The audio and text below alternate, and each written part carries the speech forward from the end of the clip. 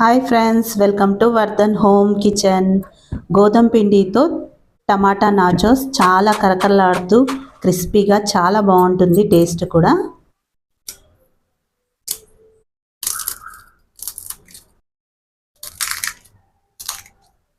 రెండు టమాటాలు తీసుకున్నాను. ఈ టమాటాలను చిన్న ముక్కలుగా కట్ చేసుకోవాలి. చిన్న ముక్కలుగా కట్ చేసుకొని మిక్సీ జార్లో వేసుకున్నాను.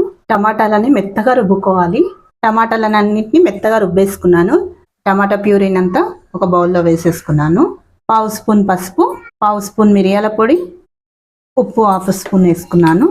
టమాటా ప్యూరీలో ఈ మూడు కలిసేలాగా ఫస్ట్ కలుపుకోవాలి. ఈ టమాటాలను సాధ్యమైనంత మెత్తగా రుబ్బుకోవాలండి, లేకపోతే నాచోస్ చేసేటప్పుడు చపాతీ బిలాయించేటప్పుడు మధ్యలో వస్తూ ఉంటాయి. చూడండి, అన్నీ కలిపేసుకున్నాను. గోధుమ పిండి కొద్దిగా గోధుమ పిండి వేసుకుంటూ అంతా కలుపుకోవాలి. నీళ్ళు అస్సలు పోయకుండా ఈ టమాటా ప్యూరీతోటే గోధుమ పిండి కలుపుకోవాలి. కొంచెం గోధుమ పిండి పడుతుంది. మీరు కావాలంటే గోధుమ పిండికి బదులుగా మైదా కూడా వాడచ్చండి. గోధుమ పిండి హెల్దీగా ఉంటుందని గోధుమ పిండితో చేస్తున్నాను. చూడండి, గోధుమ పిండిని అంతా ఇలా గట్టిగా తడుపుకోవాలి.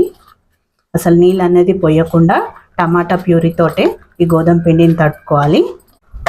ఇలా గట్టిగా తడుపుకుంటే నాచోస్ క్రిస్పీగా వస్తాయి, పొంగకుండా కూడా ఉంటాయి. చూడండి, ఇలా గట్టిగా తడిపి ఒక 5 నిమిషాలు పిండిని నానబెట్టుకుందాం. ఒక 5 మినిట్స్ మూత పెట్టి ఒక స్పూన్ అంతా ఆయిల్ వేసుకుందాము. గట్టిగా ఉంది కదా పిండి, జర మెత్తగా కావడానికి ఆయిల్ వేసుకున్నాను. పిండిని మళ్ళీ ఒకసారి మంచిగా కలుపుకోవాలి. కలిపేసుకున్నాను పిండిని. ఇప్పుడు ఈ పిండిని ముద్దల్లా చేసుకోవాలి. ముద్దల్లా చేసి పెట్టేసుకున్నాను. ఒక ముద్దను తీసుకొని కొద్దిగా పొడి పిండి చల్లుకొని చపాతీలాగా చేసుకోవడమేనండి. ఈ చపాతీని సన్నగా చేసుకోవాలి. ఒకవేళ మీరు గోధుమ పిండి వద్దు మైదా పిండితో చేసుకోవాలనుకుంటే సగం మైదా పిండి సగం గోధుమ పిండి రెండు కలిపి కూడా చేసుకోవచ్చు. అలా కూడా చూడండి, పెద్దగా చపాతీ చేసి పెట్టేసుకున్నాను. ఇప్పుడు ఫోక్ తీసుకొని ఇలా చపాతీకంతా ఇలా గుచ్చుకుంటూ రావాలి. ఇలా చేయడం వల్ల నాచోస్ పొంగకుండా ఉంటాయి, క్రిస్పీగా కూడా అవుతాయి. చూడండి, అన్నీ హోల్స్ లాగా పెట్టేసుకున్నాను. ఇప్పుడు స్క్వేర్ షేప్లో ఈ చపాతీని కట్ చేసుకోవాలి. ఎడ్జెస్ అన్నీ తీసేసి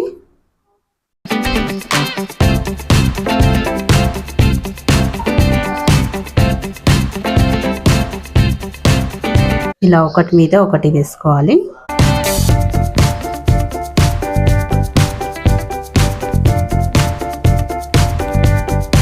ఇలా నాచోస్ ఏ షేప్లో ఉంటాయో అలా కట్ చేసుకోవాలి. ఇలానే కాదండి, మీకు ఏ షేప్ నచ్చితే ఆ షేప్లో కట్ చేసుకోవచ్చు. ఇలా అన్నీ కట్ చేసుకొని ప్లేట్లో వేసి పెట్టేసుకోవాలి. పిల్లలకు హాలిడేసే కదా, పిల్లలతోటన్నా చేపియవచ్చు. ఇలా చూడండి, పిండి ముద్దలతోటి చపాతీ చేసి పెట్టేశాను పెద్ద సైజులో.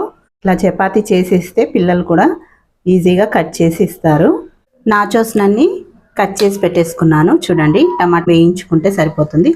వీటిని కట్ చేసేటప్పుడు సైడ్స్కి వచ్చినవన్నిటిని ఇలా కట్ చేసేసుకున్నాను. ఇవేమో నాచోస్ షేప్లోనే కట్ చేసుకున్నాను. ఇప్పుడు వీటిని వేయించుకోవాలి. కడాయిలో నూనె పోసి వేడి చేసి పెట్టుకున్నాను. ఈ నాచోస్నన్నిటిని ఇందులో వేసేసుకోవాలి. ఫ్లేమ్ సిమ్లో పెట్టుకొని వేసుకోవాలి. టమాటా నాచోస్ని మీడియం ఫ్లేమ్లో వేయించుకోవాలి. ఈ నాచోస్ని కిందికి పైకి అంటూ ఇలా వేయించుకోవాలి. చూడండి ఎంత క్రిస్పీగా ఉన్నాయో. ఇలా లైట్ గోల్డ్ కలర్ వచ్చే వరకు వేయించుకొని తీసేసుకోవాలి. చూడండి ఎంత క్రిస్పీగా ఉన్నాయో.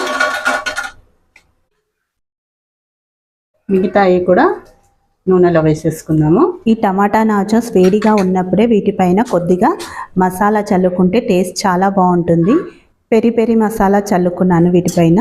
మిగిలిన సైడ్వి కూడా అన్నీ వేయించుకొని వీటిపైన వేయడానికి మసాలా రెడీ చేసుకుందాము.